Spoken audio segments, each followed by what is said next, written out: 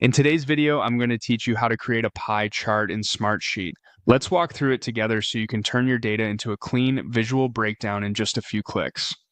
Start on the Smartsheet homepage. From here, open the project you want to visualize. This ensures you're working with the right sheet and data. Once you're in, add it to the appropriate workspace so it's easy to manage and reference as you build your dashboard. Keeping everything in a workspace helps with permissions and makes your dashboards easier to find later. Next, go to Dashboard. This is where your chart will live. Click Get Started to begin creating a new dashboard experience. You'll see options to add different kinds of content. Choose Chart New to start a chart widget. This opens the chart setup panel. Click Add Data to connect the widget to your source. Navigate to the location where your project resides, then select your project and confirm with OK. You're now ready to define exactly which data should feed the chart. Select the cells you want to include in the pie chart. Typically, you'll pick a column for category labels, like team names, statuses, or cost centers, and a column with numeric values, such as counts, hours, or amounts.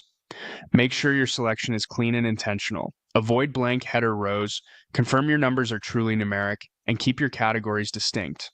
If your data lives in a contiguous range, select that range so Smartsheet reads it correctly.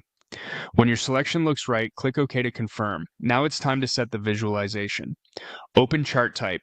You might see columns selected by default. That's common.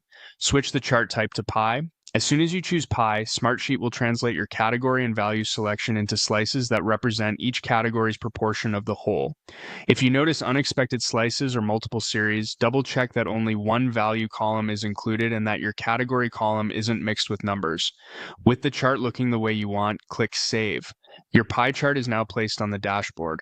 You've successfully connected your project data, chosen the right range, and set the chart type to pie.